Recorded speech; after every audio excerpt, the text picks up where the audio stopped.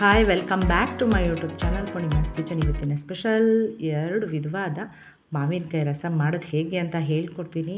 ಅದು ಈ ಮಾವಿನಕಾಯಿ ಸೀಸನಲ್ಲಿ ಹೇಗೆ ಅಂತ ಹೇಳ್ಕೊಡ್ತೀನಿ. ತುಂಬ ಈಸಿ ಮೆಥಡಲ್ಲಿ. ಬನ್ನಿ, ಯಾರೆಲ್ಲ ನನ್ನ ಚಾನಲ್ ಹಾಗೆ ನೋಡ್ತಿದ್ದೀರಾ ಪ್ಲೀಸ್ ಲೈಕ್ ಮಾಡಿ, ಸಬ್ಸ್ಕ್ರೈಬ್ ಮಾಡಿ, ಹಾಗೆ ಪಕ್ಕದಲ್ಲಿರೋ ಬೆಲ್ ಬಟನ್ ಅಂತೂ ಮರಿಬೇಡಿ.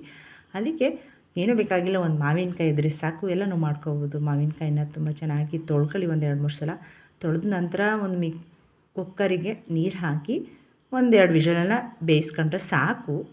ಇದನ್ನು ಮಾವಿನಕಾಯಿನ ಹಾಗೆ ಕಟ್ ಮಾಡಿ ಹಾಕೋದಕ್ಕಿಂತ ಈ ಥರ ಬೇಯಿಸಿ ಹಾಕಿ ತುಂಬ ಚೆನ್ನಾಗಿರುತ್ತೆ. ಈಗ ನೋಡಿ ವಿಷಲ್ ಆಗಿದೆ, ಬೆಂದಿದೆ ಮಾವಿನಕಾಯಿ. ನೋಡಿ ಈ ಥರ ಹಮ್ಕಿದ್ರೆ ಮೆತ್ತಗಿರುತ್ತೆ. ಈಗ ಮಾವಿನಕಾಯಿ ಬೆಂದಿರೋಂಥ ಮಾವಿನಕಾಯಿನ ಮೇಲ್ಗಡೆ ಸಿಪ್ಪೆನ ರಿಮೂವ್ ಮಾಡಿ. ನೋಡಿ, ಬೆಂದಿರೋದ್ರಿಂದ ತುಂಬ ಈಸಿಯಾಗಿ ಮಾವಿನಕಾಯಿನ ರಿಮೂವ್ ಮಾಡ್ಕೋಬೋದು. ನಂತರ ಮೇಲ್ಗಡೆ ಪಲ್ಪ್ ಮಾತ್ರ ತಗೊಳ್ಳೋಣ, ಒಳಗಡೆ ಬೀಜನ ರಿಮೂವ್ ಮಾಡ್ಕೊಂಬಿಡೋಣ. ಈಗ ಮಾವಿನಕಾಯಿ ಸೀಸನ್ ಆದ್ದರಿಂದ ಅಂದರೆ ನಾನು ಹೇಳ್ತಾ ಇದ್ದೀನಿ ಈಗಲೇ, ಏನಂದರೆ ಮಾವಿನಕಾಯಿ ತುಂಬ ಹುಳಿ ಆಗಿರೋದು ಬೇಡ, ಸ್ವಲ್ಪ ಹಣ್ಣಾಗಿರುತ್ತೆ, ಸ್ವಲ್ಪ ಕಾಯಿ ಥರ ಇರುತ್ತಲ್ಲ, ಮೀಡಿಯಮ್ ಆಗಿ ಆ ಥರ ಮಾವಿನಕಾಯಲ್ಲಿ ಮಾಡಿ. ತುಂಬ ಟೇಸ್ಟಿಯಾಗಿರುತ್ತೆ, ಸ್ವಲ್ಪ ಸ್ವೀಟಾಗಿ ಹುಳಿಯಾಗಿ ಚೆನ್ನಾಗಿರುತ್ತೆ. ನೋಡಿ ಈ ಥರ ಚೆನ್ನಾಗಿ ಸ್ಮ್ಯಾಶ್ ಮಾಡಿ, ಸ್ಮ್ಯಾಶಲ್ಲಾದರೂ ಸರಿ, ಕೈಯಲ್ಲಾದರೂ ಸರಿ, ಯಾವುದ್ರಲ್ಲ ಸರಿ, ಬೆಂದಿರುತ್ತಲ್ಲ ತುಂಬ ಚೆನ್ನಾಗಿ ಬೇಗನೆ ಮಾಡ್ಕೋಬೋದು. ಇದನ್ನು 2 ಪಾರ್ಟಾಗಿ ಡಿವೈಡ್ ಮಾಡ್ತಾಯಿದ್ದೀನಿ. 2 ಟೈಪು ನಿಮಗೆ ರಸಮ್ ಹೇಳ್ಕೊಡೋದ್ರಿಂದ. ನಂತರ ನಿಮಗೆ ಎಷ್ಟು ತಿಕ್ನೆಸ್ ಬೇಕೋ ಅಷ್ಟು ನೀರನ್ನು ಹಾಕಿ, ನೀರು ಹಾಕಿದ ನಂತರ ಒಂದು ಸೈಡ್ ಎತ್ತಿಡಿ. ನಂತರ ಮಸಾಲೆಗೆ ಏನು ಮಾಡಬೇಕು ಅಂತ ಹೇಳ್ಕೊಡ್ತೀನಿ. ನಾನೇನು ಖಾರದ ಪುಡಿ, ಸಾಂಬಾರು ಪುಡಿ ಏನೂ ಹಾಕ್ತಾಯಿಲ್ಲ. ಅದಕ್ಕೆ ಒಂದು ಸ್ಪೂನಷ್ಟು ಜೀರಿಗೆ, ಒಂದು ಅರ್ಧ ಸ್ಪೂನಷ್ಟು ಮೆಣಸು, ಮತ್ತು ಬೆಳ್ಳುಳ್ಳಿ ಮತ್ತು ಬೆಲ್ಲ ಹಾಕಿದ್ರೆ ಸಾಕು, ಮಸಾಲೆ ರೆಡಿ ಆಗುತ್ತೆ. ಇದಕ್ಕೆ ಮೇಯ್ನ್ ಇಂಪಾರ್ಟೆಂಟು ನೀವು ಬೆಲ್ಲ ಹಾಕಬೇಕು. ನೋಡಿ, ಬೆಲ್ಲ ಹಾಕ್ತಾಯಿದ್ದೀನಿ ಮತ್ತು ಬೆಳ್ಳುಳ್ಳಿನ ಹಾಕಿ ಮೀಡಿಯಮಾಗಿ ಜಜ್ಕೊಂಡ್ರೆ ಸಾಕು. ತುಂಬ ನುಣ್ಣಗೇನು ಬೇಡ, ಕುಟಾಣಿಯಲ್ಲೇ ಮಾಡ್ಕೊಳ್ಳಿ.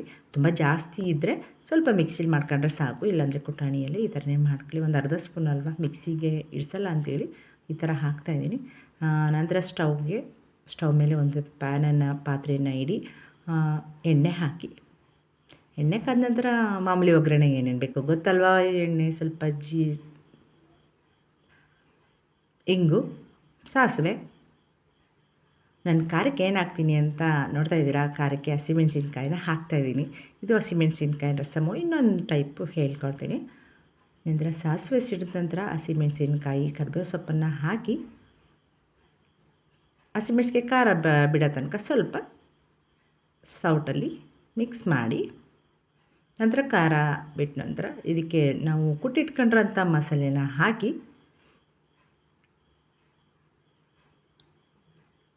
ಚೆನ್ನಾಗಿ ಮಿಕ್ಸ್ ಮಾಡಿ ಹಸಿಮೆಣಸಿನ್ಕಾಯಿ ಜೊತೆಗೆ. ನಂತರ ಇದಕ್ಕೆ ನಾವು ಸ್ಮ್ಯಾಶ್ ಮಾಡಿ ನೀರು ಬೆರೆಸಿಟ್ಕೊಂಡ್ರಂಥ ಮಾವಿನಕಾಯಿ ರಸನ ಹಾಕ್ಬಿಟ್ರೆ ಒಂದು ಟೈಪ್ ಆದಂಥ ಮಾವಿನಕಾಯಿ ರಸಮ್ ರೆಡಿ ಆಗುತ್ತೆ. ನಂತರ ಇನ್ನೊಂದು ಟೈಪ್ ಹೇಗೆ ಮಾಡೋದು ಅಂತ ಈಸಿ ಮೆಥಡಲ್ಲಿ ಹೇಳ್ಕೊಡ್ತೀನಿ. ಬನ್ನಿ, ನಾನು ಹೇಳಿದ್ದೀನಲ್ವ, ಇದು ಅನ್ನಕ್ಕೆ ಮಾತ್ರ ತುಂಬ ಚೆನ್ನಾಗಿರುತ್ತೆ, ಮುದ್ದೆಗೆ ಅಷ್ಟರಲ್ಲೇ. ನಂತರ ಇದಕ್ಕೆ ಸ್ವಲ್ಪ ಕಲರ್ಗೆ ಅರಿಶಿನ ಪುಡಿ ಹಾಕೋಣ. ನಂತರ ರುಚಿಗೆ ತಕ್ಕಷ್ಟು ಉಪ್ಪು ಹಾಕಿ, ಸ್ವಲ್ಪ ಕೊತ್ತಂಬರಿ ಸೊಪ್ಪನ್ನು ಕಟ್ ಮಾಡಿ ಹಾಕೊಂಬಿಟ್ರೆ ಮಾವಿನಕಾಯಿ ರಸಮ್ ರೆಡಿ ಆಯಿತು. ನೋಡಿ, ಒಂದು ಟೈಪು. ಈಗ ಇನ್ನೊಂದು ಟೈಪ್ ಮಾಡೋದು ಹೇಗೆ ಅಂತಲೂ ಹೇಳ್ಕೊಡ್ತೀನಿ. ಬನ್ನಿ, ಮಿಸ್ ಮಾಡ್ದಂಗೆ ಮಾವಿನಕಾಯಿ ಸೀಸನ್ ಈ ಥರ ಸಾಂಬಾರನ್ನ ಮಾಡ್ಕೊಳ್ತೀನಿ. ರುಚಿಗೆ ತಕ್ಕಷ್ಟು ಉಪ್ಪು, ಮೇಯ್ನ್ ಇಂಪಾರ್ಟೆಂಟ್ ಉಪ್ಪು ಹಾಕಿದ ನಂತರ ಚೆನ್ನಾಗಿ ಮಿಕ್ಸ್ ಮಾಡಿ, ನಾನು ಹೇಳಿದ ಕೊತ್ತಂಬರಿ ಸೊಪ್ಪನ್ನು ಹಾಕ್ಬಿಟ್ರೆ ರೆಡಿ ಆಯಿತು. ಈಗ ಇನ್ನೊಂದು ಟೈಪ್ ಮಾಡೋದು ಹೇಗೆ ಅಂದರೆ, ಒಂದು ಬಾಣಲಿಗೆ ಕೊತ್ತಂಬರಿ ಬೀಜ ಅಂತ ಹೇಳ್ತೀವಲ್ಲ, ಸಂಬಾರ ಒಂದು ಅರ್ಧ ಸ್ಪೂನಷ್ಟು ಹಾಕಿ, ನಂತರ ಖಾರಕ್ಕೆ ತಕ್ಕಾಗಿ ಒಣಮೆಣ್ಸಿನ್ಕಾಯಿನ, ಹಸಿಮೆಣ್ಸಿನ್ಕಾಯಿ ಹೇಳ್ಕೊಟ್ಟೆ, ಒಣಮೆಣ್ಸಿನ್ಕಾಯಿ ಹೇಳ್ಕೊಡ್ತಾಯಿದ್ದೀನಿ. ಒಣಮೆಣ್ಸಿನ್ಕಾಯಿ, ಮಾಮೂಲಿ ಜೀರಿಗೆ ಒಂದು ಅರ್ಧ ಸ್ಪೂನು, ಮೆಣಸು ಒಂದು 1/4 ಸ್ಪೂನಷ್ಟು ಹಾಕಿ ಸ್ವಲ್ಪ ಇದನ್ನು ಬಿಸಿ ಮಾಡ್ಕೊಂಬಿಡೋಣ ಸ್ಟವ್ ಮೇಲೆ. ಹಸಿ ಹಾಕೋದು ಬೇಡ, ಅದನ್ನು ಹಸಿನೇ ಹಾಕಿದೆ. ಇದು ಸ್ವಲ್ಪ ಹುರಿದಾಕ್ತಿದ್ದೀನಿ, ಇದೇ ಬೇರೆ ಟೇಸ್ಟ್ ಕೊಡುತ್ತೆ. ನಂತರ ಒಂದು ಮಿಕ್ಸಿ ಜಾರ್ಗೆ ಹಾಕ್ಬಿಟ್ಟು, ತುಂಬ ನುಣ್ಣಗೆ ಪುಡಿ ಬೇಡ, ತರ್ತರಿಯಾಗಿ ಈ ಥರ ರುಬ್ಕೊಳ್ಳಿ. ಅದಕ್ಕೆ ಬೆಲ್ಲ, ಇದಕ್ಕೂ ಅಷ್ಟೇ ಬೆಲ್ಲ ಮೇಯ್ನ್ ಇಂಪಾರ್ಟೆಂಟು. ಬೆಳ್ಳುಳ್ಳಿ ಹಾಕಿ ಮತ್ತೆ ಇನ್ನೊಂದ್ಸಲಿ ಒಂದು ಗ್ರೈಂಡ್ ಮಾಡ್ಕೊಂಬಿಟ್ರೆ ಇದಕ್ಕೂ ಮಸಾಲೆ ರೆಡಿ ಆಯಿತು. ನಂತರ ಮಿಕ್ಕಿರುವಂಥ ಮಾವಿನಕಾಯಿ ಪಲ್ಪನ್ನು, ಅದಕ್ಕೆ ನಿಮಗೆ ಎಷ್ಟು ತಿಕ್ನೆಸ್ ಬೇಕೋ ಅಷ್ಟು ನೀರನ್ನು ಆ್ಯಡ್ ಮಾಡಿ ಒಂದು ಕಡೆ ಇಟ್ಕೊಳ್ಳಿ. ನಂತರ ಸ್ಟವ್ ಮೇಲೆ ಪಾತ್ರೆನ ಇಡಿ ಒಗ್ಗರಣೆಗೆ.